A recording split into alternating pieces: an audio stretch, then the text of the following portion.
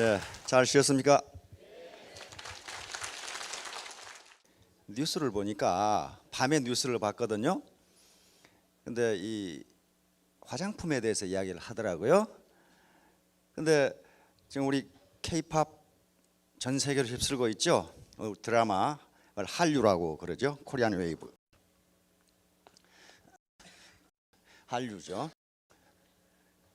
그런데 이 한류의 이 물결을 타고 한국 화장품이 지금 세계적으로 퍼진답니다. 그걸 K-뷰티라고 그렇게 부른다네요. K-뷰티. 그래서 지금 세계적으로 불황이 진행되고 있죠.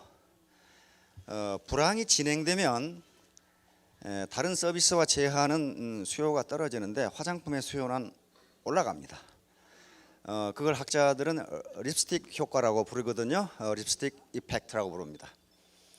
일단 남자들이 일을 하다가 남편들이 밖에서 일을 하다가 실직을 하거나 또는 퇴직을 하면 부인들이 밖에 가서 활동을 해야 되기 때문에 그냥 나갈 수 없잖아요. 찍어 바르고 나가야지.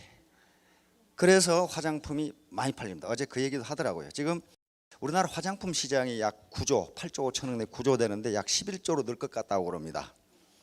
왜냐하면 중국과 일본 관광객들이 우리나라 화장품을 무대기로 사가요. 그런데 값싸고 질 좋은 상품을 찾는답니다. 화장품을 지금. 그래서 그 화장품 전문가가 나와서 값싸고 질 좋은 화장품이 아마 크게 폭발적으로 팔릴 거다 하는 얘기를 하더라고요. 따라서 여기 계신 분들은 화장품 장사로 돈을 벌게 생겼어요. 지금 왜냐하면 불황이 빨리 끝날 것 같지가 않아요. 우리의 경제 성장은요, 우리 힘으로만 된 게 아니고 우리가 자원이 없고 시장이 비교적 좁기 때문에 해외 시장에 의존하지 않고서는 우리 경제 성장이 되지를 않습니다. 경제가 성장해야 고용이 창출되고 소득 분배가 이루어지죠. 그러면 경제가 어떻게 성장하느냐? 이거 대학원 가야 배울 수 있는데 금방 보시면 압니다. 모르시는 분들은 아 그런가 보다 그렇게 생각하시면 돼요.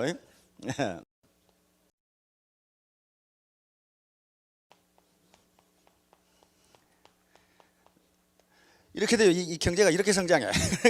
이게 무슨 얘기냐면요. 들어보시면 금방 알아요. Y는 국민소득입니다. GDP 또는 GDP고 요게 총 공급인데 언제나 국민소득 또는 시장에서의 재화의 가격의 결정은 수요와 공급에 의해서 이루어집니다. 따라서 국민소득도 총 수요와 총 공급이 균형이 되는 점에서 국민소득이 딱 결정이 돼요. 그러면 어떻게 되느냐? 요 C는 뭐냐면 소비예요. 소비고 I는 투자입니다. 투자. G는 정부 지출이에요. 정부 지출, 정부 예산 지출. X는 엑스포트, 수출입니다. 수출이고 M은 수입입니다. 자, 여러분들이 뉴스를 보실 때 계속 무슨 경제 성장 문제, 일자리 문제 이야기하면서 소비 수요가 떨어져서 걱정이다 이런 말을 많이 해요. 이게 올라가려면 국민 소득이 올라가려면요 소비가 많이 돼야 돼요. 소비가. 이걸 전략의 역설이라고 그럽니다. 한 사람이 전략을 해서 저축을 하면 그 사람은 부자가 될 수 있지만은 국민 전체가 전략을 해서 저축만 하면 경제가 망해요. 여러분들이 옷도 뭐 신발도 고무신 신고 다니고 라면도 안 사 먹고 집에서 된장에다가 밥만 먹는다고 합시다. 우리나라 기업이 다 망해버려요. 그렇잖아요. 미장원도 안 가고 집에서 남편하고 아내하고 둘이 머리 잘라주고 그래봐요. 미장원 다 망하잖아요. 자동차 안 타고 다니고 자전거 타고 다니고 걸어 다닌다. 그럼 어떻게 되겠어요? 자동차 산업 다 망하고 배터리 좀 다 망해요. 그렇잖아요. 타이어 다 망해요. 따라서 국민 경제 현재 우리나라에서 가장 큰 골칫거리가 어떻게 소비를 올리느냐야. 소비. 일본 경제가 지금 20년간 불황에 빠진 것은 국민들이 소비를 안 해요. 소비를 안 합니다. 일본은 60대 이상 노년층이 거의 대부분의 자산을 가지고 있습니다. 부동산이 거의 중심으로 자산과 금융소득을 가지고 있는데 그 노인분들이 소비를 안 해요. 일본의 젊은 사람들은 소비를 하고 싶은데 돈이 없어요. 그래서 일본 경제가 지금 정부에서 그래서 뭘 나눠줬습니까? 쓰라고 돈 나눠줬죠. 돈 나눠줬는데 안 써요. 그걸 저축을 해.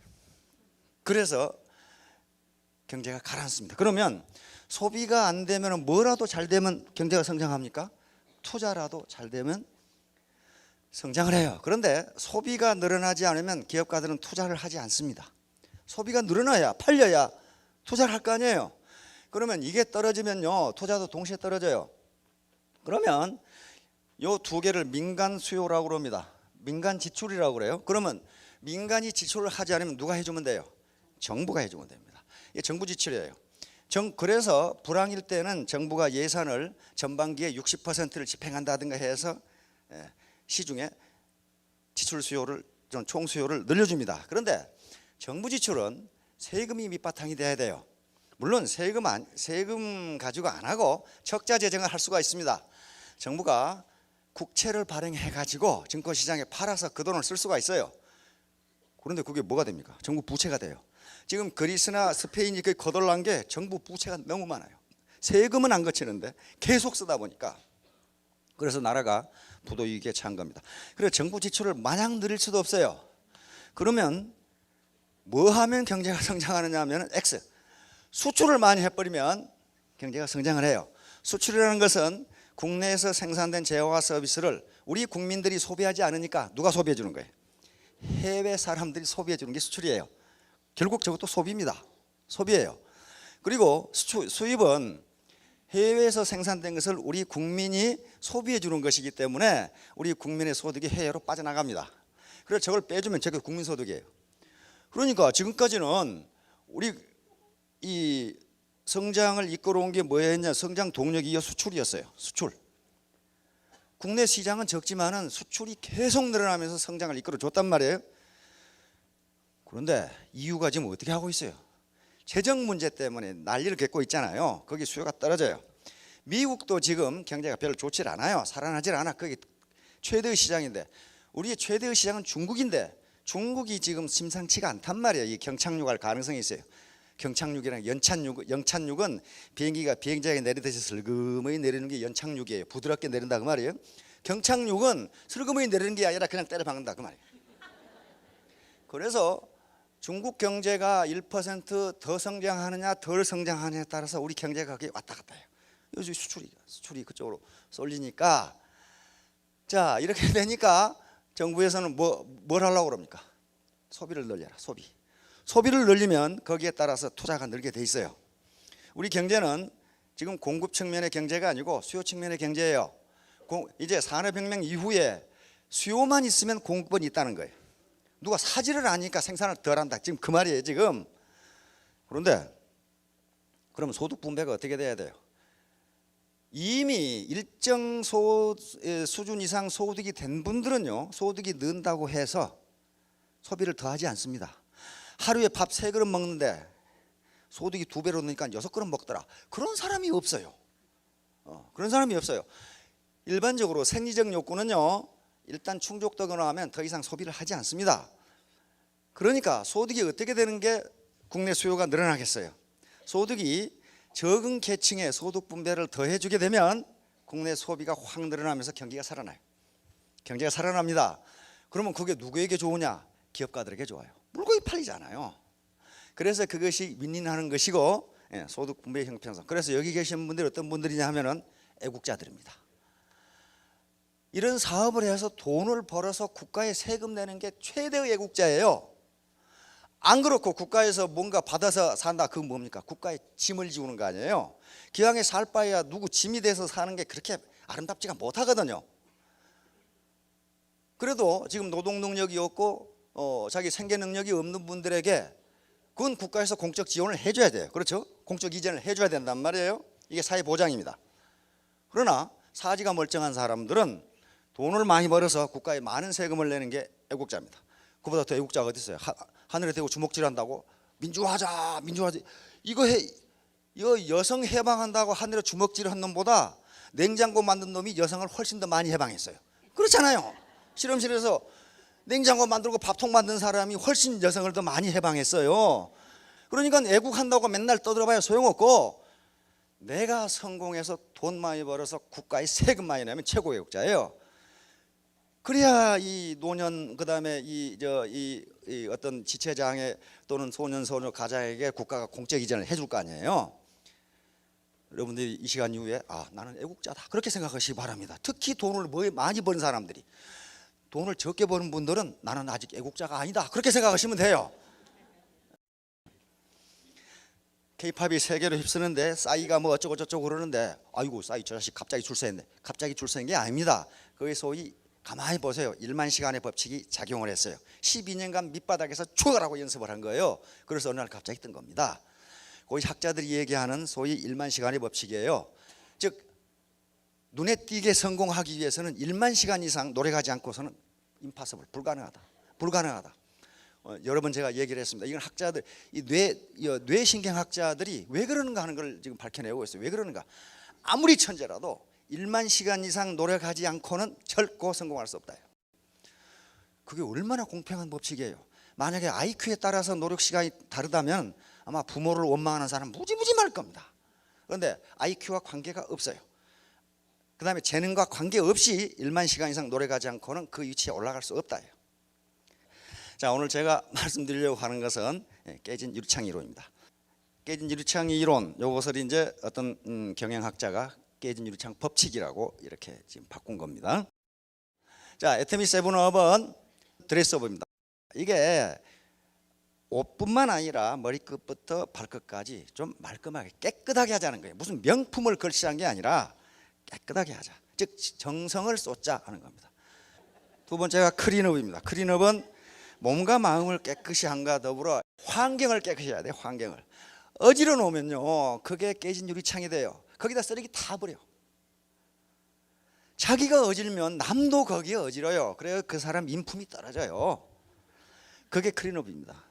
이게 작은 일 같지만은 스몰 이즈 파워풀이에요. 작은 게 굉장히 강한 힘을 발휘해요. 쇼업. 방에 콕 들어 앉아 있지 말고, 아직도 지금 58 개띠 중에 개집에서 안 나오는 개들이 있다고 그래요. 그 왜 그 방에 그렇게 들어가 있어? 나와서 좀 사람을 만나야 뭔가 지금 리크루팅도 하고 무슨 기도 받고 그럴 거 아니에요. 이게 쇼업이에요. 나타나라, 이게 나타나. 센터에 나타나든 하여간 길거리에 돌아다니는 사람을 만나야 될 거 아니에요. 방에 앉아서 맨날 컴퓨터 두드리고 있어봐야 아무 소용없어요. 자, 샷업. 말 많이 하지 마란 말이야. 말 많이 하지 말라는 게 뭐예요? 들어라. 경청. 이병철, 삼성 창립하신 이병철 회장님께서 셋째 아들 이건희 회장님께 후계자를 물려줬죠. 맨 처음 부회장으로 임명을 받고 이건희 회장이 출근하실 때 이병철 회장님이 바로 집무실로 불렀답니다. 불러가지고 글자를 써줬어요. 그게 지금 이건희 회장님의 좌우명이 돼 있어요. 아무 말도 안 하고 글자 2개를 써줬어요. 경청, 이렇게 써줬어요. 네 말하지 말아, 들어라. 그래서 지금 삼성이 그렇게 잘 되는 겁니다. 그 다음에 페이업. 이건 빚진 거 다 갚아라. 다시 말해 빚지지 마라, 그 말이에요. 빚지지 마라. 빚지고 해가지고요 성공한 사업가 하나도 없어요. 절대로 빚지고 사업하지 마세요. 우리 임병구 총장님 화장품 한 세트 살 돈이 없어가지고 아들 용돈 빌려가지고 샀다 그랬죠. 만약에 빚내서 했다고 해봐요. 그거 되겠어요? 그게 안 됩니다. 취업, 기운과 용기를 내고 요거 없이는 안 됩니다. 마지막으로 네버 기브업. 절대 포기하지 마라. 끝까지 붙어 있어라. 요걸 제가 존버정신이라고 그런다 그랬어요. 존버정신. 그저 작가 유해수 있죠. 유해수가 혜민 스님하고 대화하는 대화록이가 거기에 들어 있어요. 혜민 스님이 유해수 작가에게 물었어요. 지금 젊은이들이 여러 가지 어려움이 많은데 젊은 사람들이 가져야 할 아주 중요한 정신이 뭐겠습니까? 이해수 작가가 그건 존버정신입니다. 그러니까 매우 철학적인 용어인 줄 알고 그 정신이 뭡니까? 그러니까 끝까지 존나게 버티는 정신입니다. 그러게 끝까지 정말 존나게 버티는 게 이게. 자, 깨진 유리창 이론은 1969년에 스탠포드 대학의 필립 짐바르도 교수가 실험을 한 겁니다. 얼마 전에 시골 이 폐교 국민학교 폐교에 갔다 왔는데 그 시골에 사람도 별로 없는데 어떤 놈이 유리창을 그렇게 다 깨놨는지 몰라. 성한 게 하나도 없어요. 그리고 칠판이 제대로 붙어 있는 게 없어요. 어떤 놈이 다 뗐는지 몰라. 그거 책상은 다 부서지고 의자도 부서지고 유리창은 다 깨지고. 그러니까 그게 깨진 유리창이에요.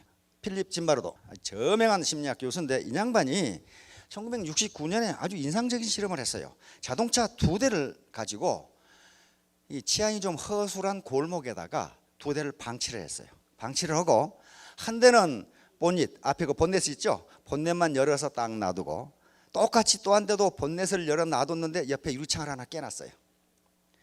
그랬더니 유리창을 깨놓은 그 자동차, 똑같은 자동차고 똑같이 해놨어요. 이렇게 해놨는데 유리창이 하나 깨진 자동차는 10분 되니까 어떤 놈이 배터리를 뜯어가, 20분 되니까 어떤 놈이 타이어를 빼가, 일주일 되니까 다 뜯어가 버리고 프레임만 딱 남아. 미국은 그러거든요. 그거 다 팔아먹으려고. 그런데 똑같이 본넷만 열어놓고 유리창을 안 깨놓은 것은 그대로 가만히 있어요. 이게 깨진 유리창 법칙이에요. 유리창 하나 깨진 것을 방치하면 어떻게 된다? 집 전체가 무너져 버린다는 거예요. 이게 깨진 유리창 법칙. 그러니까 사소한 것을 고치지 않고 놔두면 조직 전체가 무너진다. 이게 깨진 유리창 법칙입니다. 그런데 이 필립 짐바르도 교수는 요 실험을 해놓고 자기는 또 잊어버렸는데 이게 12년 뒤에 요 두 교수가, 요 윌슨 교수입니다. 이건 캐린 교수예요. 요 두 교수가 논문을 발표했어요. 뉴욕시에 아주 범죄가 무지무지 많은데 이걸 깨진 유리창 이론으로 설명을 하게 됩니다. 자, 요 논문에 나와 있는 내용입니다. 몇 장의 유리창이 깨진 건물을 생각해 보자. 만일 그 유리창들이 수리되지 않은 채 방치된다면 파괴자들은 더 많은 유리창을 깨버릴 것이다. 결국 만일 그 건물의 소유주가 없다면 그들은 건물 안으로 뚫고 들어가 그 안에서 무단 거주하거나 불을 피울지도 모른다. 여러분들 재개발하는 지역에 가보세요. 사람이 떠나고 없으면요 유리창 상한 거 하나도 없고요, 벽은 무너지고 안에서 불 펴가지고 난리 법석이에요. 이렇게 된다는 거예요. 또는 이것은 아마 경험하신 분 많을 거예요. 또는 인도를 생각해 보자. 약간의 쓰레기가 쌓여있다. 그러면 곧 더 많은 쓰레기가 그곳에 쌓인다. 결국 사람들은 테이크아웃 레스토랑에서 들고 나온 쓰레기 봉지를 그곳에 버리기 시작하거나 나무 자동차를 따고 들어가는 행위를 저지를 것이다. 이 논문을 발표했어요. 다시 말하면 뉴욕시에 살인, 강간, 절도, 강도가 막 일어나는데 요걸 그놈들을 때려잡는다고 되는 일이 아니고 아주 사소한 깨진 유리창을 고치면 그 범죄가 없어진다. 지금 그런 얘기예요. 요걸 발표를 하니까 이제 형사행정학 학자들이 또 정치학 학자들이 두 표로 갈라졌어요. 그게 무슨 소리냐 말이야. 쓰레기 치우는 것하고 이 살인범하고 무슨 관계가 있냐 말이야. 원래 살인하고 강도하고 이제 이 강간하는 놈들은 천성이 그 모양 그 꼴이지 그놈들 쓰레기 치운다고 되는 일이 아니다. 다른 한 학자들은 이건 형사행정학의 획기적인 이론이다. 이렇게 된 거예요. 그러다가 또 싸우다가 또 잊어버렸는데 루돌프 줄리안이라고 하는 사람이 뉴욕시장에 당선이 되면서 이 범죄 문제 때문에 골치를 앓습니다. 근데 특히 뉴욕시에서 가장 범죄가 많았던 곳이 지하철이에요. 근데 미국에 그 당시 가면은 뉴욕 지하철을 타지 말라고 그럽니다. 범죄가 하도 많이 일어나니까 타지 말라고 그래요. 근데 또 하지 말라고 하면 해보고 싶은 거겠지요. 타봤어요. 이야, 이건요 역 구내부터 지하철 동차 안 밖이 완전히 스프레이 낙서로 이건 아주 지옥이에요, 지옥. 그 다음에 이 역사에는요 마약 먹은 이게 노숙자들이 전부 눈알 동태 눈깔 있죠, 이렇게 해가지고 이렇게 무지무지 무서워요. 그렇게 돼 있어요. 이렇게 생각했어요. 요 낙서 보이죠? 이게 지하철 아니에요. 지하철 대합실이 이 모양이라고. 지금 이게 전부 다 이렇게 생겼어요. 요 노숙자 자고 있죠. 이렇게 생겼다고. 이게 지하철이에요 지금. 그런데 줄리아니 시장이 이게 이 강도, 살인, 강간 이걸 어떻게 없을 것이냐 말이야. 그런데 깨진 유리창 이론을 보고 11년 만에 아이고 이거다 하고 적용을 시작했어요. 뭐부터 시작했느냐면은 지하철 낙서지우기부터 시작했어요. 그러니까 시민들이 비난이 빗발쳐 범죄를 잡을 생각은 안 하고 시장이 말이야 낙서만 지우고 있다고 그렇게 된 거예요. 그런데 얼마나 강력하게 했냐면은 낙서를 지우지 않은 전동차는 운행을 못 하겠어요. 그 정도로 강력하게. 이걸 지우는데 시간이 얼마나 걸렸냐? 5년이 걸려서 5년이. 그러니까 다 지웠어요. 그랬더니 어떤 현상이 빚어졌느냐? 강력 범죄가 사정없이 떨어지기 시작해. 절반 이하로 떨어져.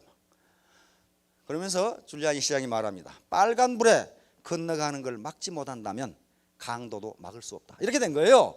그러니까 사소한 경범죄를 그냥 놔두면 아이고 범죄해도 되는구나.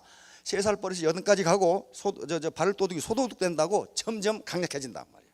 그러니까 아주 초기 단계에서 그 무질서를 잡지 않으면 강력 범죄도 없앨 수 없다. 이렇게 된 거예요 지금. 자, 그래가지고 이제 경범죄를 소탕하기 시작하는데 그 당시 뉴욕 가보신 분은 신호등에 차가 딱 걸리면요 어떤 시커먼 놈이 스프레이를 들고 턱 나타나가지고 앞 유리를 칙 뿌려요. 그게 뭐냐면 유리창 닦아준다 그 말이에요. 요거 이렇게 누가 닦아주라는 소리를 안 하는데 이렇게 하고 돈 내라. 안 주면 어떡 하겠어요? 안 주면 앞에다 까만 스프레이를 뿌려버려. 그러니까 못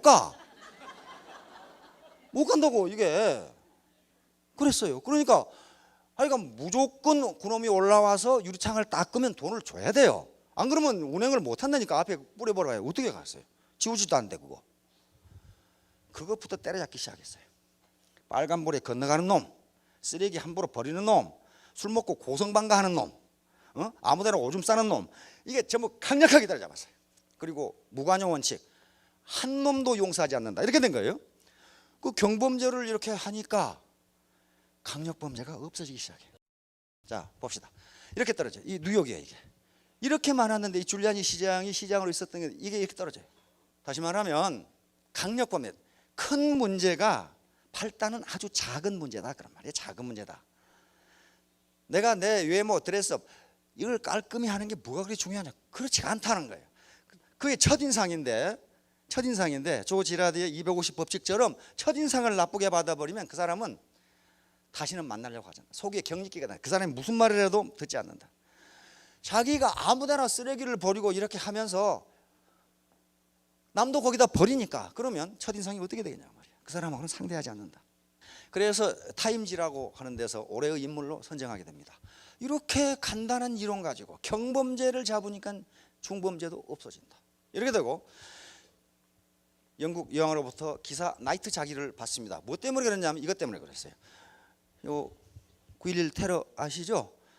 이거 알카에다가 이렇게 비행기 가지고 2대 이렇게 했는데 이 토목공학자, 건축공학자, 물리학자들이 알카에다로부터 배운 바가 무지무지 많답니다. 이게요 맨 처음에 공학자들은 여기에 비행기가 와서 부딪히면 여기에 불이 날 거로만 생각을 했대요. 옛날에 타워링이라는 영화 있죠. 타워링. 그 고층 건물에 불난 거. 그거 불만 나지 그 건물이 안 무너졌어요. 안 무너졌는데 이게 위에 불이 났는데 이게 무너져 버렸어요. 근데 물리학자가 써놓은 걸 보니까 요 하나만 무너졌으면 지금도 공학자들이 싸우고 있을 거래요. 비행기 부딪혀도 무너지지는 않는다. 그런데 2개가 다 무너져 가지고 무너진다 이런 결론에 도달을 했대요. 근데 알카에다도 이걸 부딪혀 가지고 불을 내려고 그랬지 무너진다고는 생각 안 했답니다. 공학적으로. 그런데 항공유가 타잖아요. 항공유가 타면은 온도가 수천 도가 올라간답니다. 그러면 이 철제 골조 있죠. 이게 850도인가 870도 이상이 되면 이게 분자 구조가 흐물흐물해져 가지고 약해진답니다. 약해지면 그걸 무게를 견디지 못하고 무너진대요. 무너지면 위층이 무너지면 그걸 망치처럼 치잖아요. 아래층을 망치처럼 쳐가지고 가만히 손을 대는 거 하다가 망치를 치는 거다 보면 파워가 수백 배가 되거든요. 치기 때문에 점점점 무겁게 쳐가지고 밑에까지 무너진다는 거예요. 그러니까 알카에다가 노벨상 받은 학자들도 모르는 얘기를 가르쳐줬죠. 야, 참 이게 세상 만사 세옹지마예요. 지금 여기 가보면은 여기에 두 개의 불줄기가 그 레이저 빛이 하늘로 향하고 있습니다. 이 두 건물을 상징하는 거예요. 이거 그라운드 제로라고 그러죠 여기. 자, 요걸 수습하는 과정에서 마침 루돌프 줄리아니 시장이 시장이었어요. 시장이었는데 사흘 만에 텔레비전에 나타나서 아주 침착하게 이게 이런 일을 당하면 리더들이 통상 허둥대거든요. 전혀 허둥대지 않고 뉴욕 시민들에게 연설을 했습니다. 이제 일상으로 돌아가십시오. 브로드웨이에 가서 뮤지컬도 보시고 쇼핑도 하시고 거기에 뉴욕 시민들이 공항에서 벗어나게 됩니다. 그래서 브로드웨이에서 뮤지컬을 감상하는 뉴욕 시민들이 더 많아졌어요. 쇼핑하는 시민들이 더 많아지고 일상으로 다시 돌아온 거예요. 그걸 보고 영국의 여왕이 기사자기를 수여합니다. 자, 야, 자전거를 이 정도 묶어놓으면 누가 훔쳐가겠어요 이게? 야, 내가 생각해 보니까 이건 완전히 이건 저 철봉에다가 그냥 사정 없이 묶어놨지. 근데 저는 저게 이해가 가요. 저도 아파트에서 자전거 2개 잊어먹었거든. 야, 그거 신속하게 가져가 버려 돼 누가. 신속하게 가져가 버려. 그걸 내가 새를 채워놨는데 어떻게 그걸 따고 가져갔는지 가져가 버렸어요. 그리고 우리가 살았던 아파트먼트, 미국의 아파트먼트라는 게 4층, 3층 단독주택을 아파트먼트라 그러거든요. 거기에 자전거를 타고 학교 다니는 그 학생이 하나 있었는데 그 방범창 있잖아요. 방범창에다가 자전거를 이렇게 딱 묶어놨거든. 아침에 보니까 방범창이 없어. 그것까지 뜯어가 버린 거야. 자, 네덜란드 그로닝겐 대학에서 이 실험을 했습니다. 과연 깨진 유리창 이론이 맞느냐? 자, 자전거를 이렇게 놔두고 요 자전거 손잡이에다가 광고 스티커 있죠. 광고 스티커를 붙여놨어요. 그리고 주변에 쓰레기통을 다 치워버렸어요. 그러니까 2가지 실험을 했습니다. 하나는 자전거를 깨끗한 거리에 세워놓는 경우, 또 하나는 지저분한 거리에 세워놓는 경우. 쓰레기통이 없으니까 뭔가 이 손잡이에 붙여놓은 스티커는 처리를 해야 될 거 아니에요. 그런데 깨끗한 거리에 세워놓은 자전거에서 자전거 주인들은 스티커를 그냥 버리고 간 사람이 3분의 1이었습니다. 33%. 근데 지저분한 거리에 세우는 자전거는 스티커를 버리는 그 비율이 69%였어요. 그러니까 거리가 지저분하면 다 버린다. 거리가 환경이 깨끗하면 그 환경 속에 있는 사람의 행동도 깨끗해진다. 이걸 실험을 했어요. 아하, 환경에 따라서 인간의 행동이 달라지는구나. 그다음에 다시 또 실험을 해봤어요. 정말 그런가? 그리고 돈 봉투를 실험을 했습니다. 우체통이 있는데 3가지로 실험을 했어요. 하나는 깨끗한 우체통, 그리고 그 주변도 깨끗하게 청소해 놓고 거기다가 그 편지 봉투 보면은 주소가 보이게 비닐이 있죠. 그 비닐 부분이 있죠. 거기에 돈이 보이도록 5유로를 딱 넣어놓고 편지 봉투 우체통 위에다 딱 올려놨어요. 몇 사람이나 가져간가 보자 그 말이야. 그런데 3가지로 실험을 했습니다. 하나는 깨끗한 우체통과 깨끗한 환경, 또 하나는 깨끗한 우체통과 지저분한 환경, 또 하나는 지저분한 우체통과 지저분한 환경. 자, 그렇게 해봤더니 주변 환경이 깨끗하고 우체통이 깨끗한 경우는 13%, 100명 중에 13명이 돈 봉투를 이렇게 싹 넣고 가더라 그 말이에요. 그런데 지저분하니까 그 2배가 돈을 가지고 가더라. 그다음에 양쪽 다 지저분하니까 27%가 돈을 가지고 가더라. 이건 네덜란드 같은 이게 지금 서양 선진국에서 있었던 얘기입니다. 그러니까 그 사람들은 우리랑 조금 다른 국민들인데도 이렇게 환경이 지저분하니까 돈을 더 많이 가져간다. 자, 그 세계 우체통을 보면은요, 우리나라 우체통이 제일 좋은 것 같아요. 이게 미국 우체통인데, 미국 우체통은 통상 자기 집 앞에 이렇게 무슨 말뚝 하나 박아놓고 뭐 하나 해놓고 그게 전부인데, 도시에는 이런 게 들어 있습니다. 여기 벨기에 우체통인데 벨기에 우체통이 제일 지저분해. 낙서 무지무지 해놨어요. 타이완 우체통이고, 이쪽 이태리, 영국, 이집트, 인도, 그다음에 스페인, 핀란드. 인도는 영국의 식민지였기 때문에 모양이 똑같죠. 자, 애터미 사업에서의 깨진 유리창. 깨진 유리창은요, 그러니까 무슨 중대한 문제가 아니고 사소한 문제를 위반하면 그것이 결국은 엄청난 결과를 가져온다. 비즈니스에서는요, 일상생활에서는 이 수학적으로 100-1은 99가 되는데 비즈니스는 제로가 된다는 게 학자들의 공통적인 견해입니다. 다시 말하면 100가지 잘하고 1가지 잘못했는데 기업이 망하더라 그런 말이에요. 지금 구미에 불산 누출 사고가 일어났죠. 그 불산을 생산하고 하는데 얼마나 과학적인 특허가 많겠습니까? 공장도 깨끗하고 좋죠. 그런데 작업자들이, 거기에 종업원들이 안전수칙을 지키지 않았다는 그 유리창, 그게 깨져버린 거예요. 그 기업은 어떡하겠어요? 살아남겠습니까? 네, 망합니다. 왜? 지금 정부에서 전부 보상해 주기로 했죠. 지금 과일이라든가 다 죽어버렸단 말이에요. 다 죽어버렸고, 그 다음에 아마 가축도 못 쓸 겁니다. 그게 누가 구미 불산 누출 지역에 있는 소고기 사 먹을 사람이 누가 있어? 그것이 비록 건강에 해롭지 않다 하더라도 안 팔린단 말이야, 그것은. 그리고 가장 큰 문제는 수천 명이나 되는 주민들의 건강 문제란 말이야. 의사들도 모른대요. 다음에 어떤 현상이 나타날지를 모른대요. 그게 지금 마셨으니까. 지금까지 그런 사례가 없기 때문에. 그러면 누가 그걸 보상해 줘야 돼요? 정부에서 우선 다 실비 보상을 해주기로 했어요. 그리고 그 기업에 구상권을 청구하기로 했습니다. 다 갚아라 이거야. 그러면 그 기업 살아남겠어요? 그 다음에 그 주변에 있는 기업이 생산 차질로 인해서 또 엄청나게 손해를 봤죠. 그걸 다 물어줘야 돼요.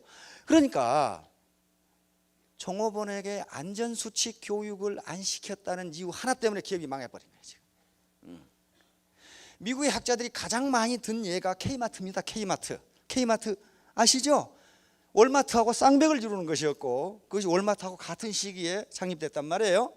그런데 월마트는 승승장구하는데 그거 법정관리 들어가가지고 망하기 일보 직전 이렇게 돼버려요. 학자들이 뭐라고 그러냐면은, 만약에 K마트가 광고와 내부 치장에 들이는 돈의 10분의 1만 종업원 교육에 썼다면은 지금 월마트처럼 잘 나갈 것이다 그랬단 말이에요.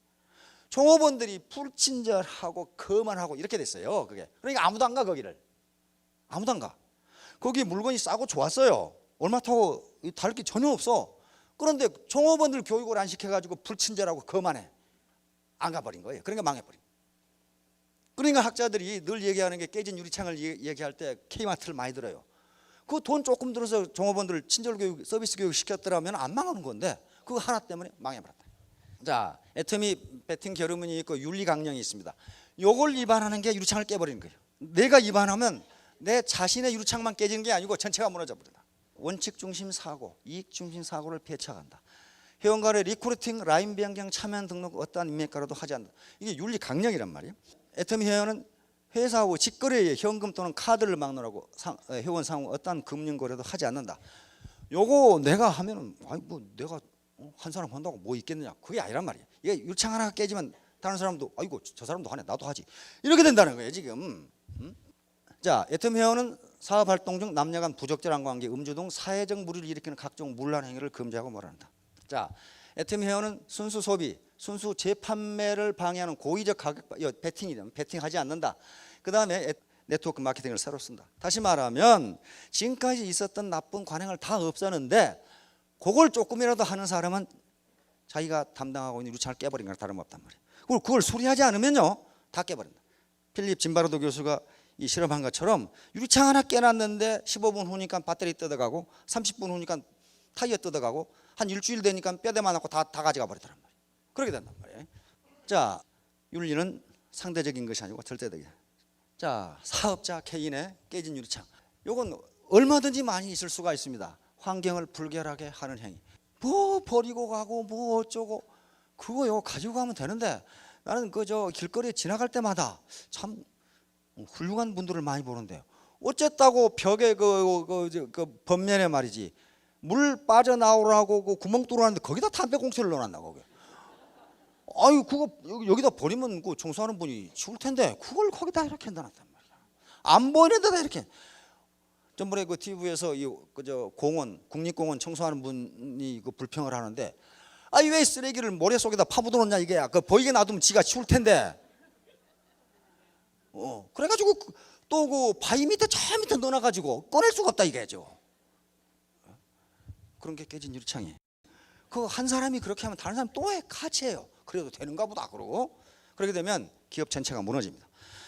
그다음에 단정치 못한 외모 이거 했죠. 게으름, 뒤로 미루는 습관, 이런 것들 아주 사소한 문제들이 깨진 유리창이 될 수 있다. 이런 것이 혹시 자기 생애의 목표를, 인생 목표를 달성하는데 부담이 되지 않았는지 한번 생각해 보시기 바랍니다. 72대 1의 법칙. 이것은요 학자들이 연구를 해보니까 머리로 이해하고 가슴으로 결심한 사항을 72시간 내에 행동으로 옮기지 않으면 그것을 성공할 확률이 1%도 안 되더라 그런 말이에요. 1%도 안 되더라. 72시간 내에 행동으로 반드시 옮겨야 그것이 성공할 가능성이 있다. 마음만 먹고 있으면 안 된다. 우리 작심삼일이라는 말이 있는데, 마음 먹고 해가지고 3일도 안 돼서 끝나는 것인데, 이건 3일 내에 시작도 안 했다 그 말이에요. 그러니 이게 될 리가 없잖아요. 다시 말하면 우리는 공부를 세 가지로 나눕니다. 머리 공부, 마음 공부, 몸 공부. 그런데 머리 공부, 마음 공부가 굉장히 중요해요. 뭔가를 알아야 되고 마음으로 결심을 해야 됩니다. 그런데 그걸 실행에 옮기지 않으면 아무 소용이 없다 말이에요. 제가 가만히 이제 가장 좋은 예가 자전거 타는 거예요. 자전거 이론으로 타보세요. 오른쪽으로 넘어지려고 하면 핸들을 왼쪽으로 돌린다. 왼쪽으로 넘어지려고 하면 핸들을 오른쪽으로 돌린다. 안 넘어지려면 페달을 계속 밟아야 된다. 그 백날 해봐야 소용없어요. 그거 이론 알 것 없이 가서 넘어지고 자빠지고 무릎 깨지고 하면서 자전거를 배우는 겁니다. 자전거를 일단 완벽하게 배우면요 10년 동안 안 타다 10년 후에 타도 탈 수 있어요. 자전거 타신 분 그렇게 되죠. 안 배우면 80이 돼도 못 타요. 우리 동생 중에 그런 놈이 있어. 그러면 자전거를 주면 자전거를 끌고 가는 게 아니라 들고 가. 힘은 좋아가지고 배운 적이 없어 그 자식은. 그래서 안 배우니까 그렇단 말이에요. 안 배우니 몸으로 하지 않으면요 절대로 습관으로 나타나지 않습니다. 세포가 인식을 해야 돼요. 세포가 인식을 해야 됩니다. 따라서 아무리 여기서 좋은 강의를 듣고 아 이건 전망이 있다 하고 머리로 깨닫고 내가 성공해야지 이렇게 마음으로 결단을 해도 그것을 실행으로 옮기지 않으면 성공할 확률이 1%도 안 된다. 학자들이 공통적으로 주장하는 겁니다. 그러니까 몸 공부가 최고다. 박지영이가 축구만 했는데 기자들이 인터뷰할 때 마이크 갖다 대면 뭘로 이야기합니까? 영어로 이야기합니다. 김연아 어떻게 해요? 영어로 이야기하죠. 피겨나 축구를 하면서 필요하니까 언어를 배운 거란 말이에요. 그래서 사실은 모든 현자들이 남을 이기는 것보다 누구를 이기는 게 가장 중요하다? 나 자신을 이기는 게. 내가 하기 싫지만은 행동으로 옮기는 게 가장 중요하다. 그게 어디가 있는 말이냐면요. 노자 도덕경에가 있는 말씀이에요. 노자의 도덕경이 뭐라고 되어 있냐면요. 마지막으로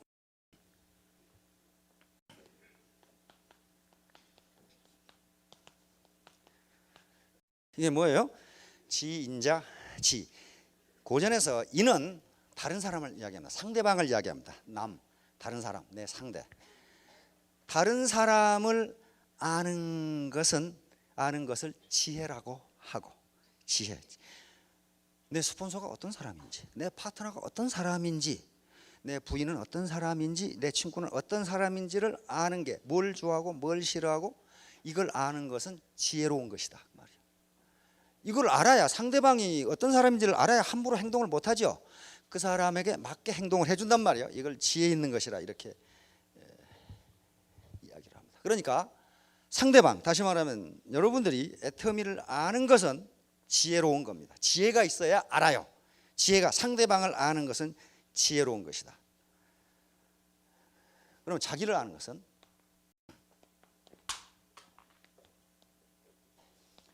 자지자 명 그랬습니다. 발음이 좀 이상하다고 생각하지 마시고 자기를 아는 것은 어떤 것이다? 밝은 것이다. 밝은 사람, 어두운 사람 말고 밝은 사람만이 자기를 안다. 자지자 명. 자기를 아는 것은 밝은 사람이에요. 그러니까 맹한 사람은 자기를 몰라요. 내가 누군데? 그 맹한 사람이에요. 내가 누구야 자기지. 그렇잖아요. 그다음에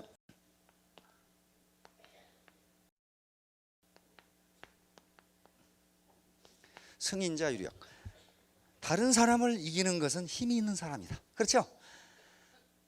다른 사람을 이기는 것은 힘이 있는 사람이다. 힘이 없는 사람이 다른 사람을 이길 수가 없어요. 그렇죠? 네, 승인자 유력. 승인자 유력 그랬어요. 그러면 자기를 이기는 사람은 어떻게 되느냐?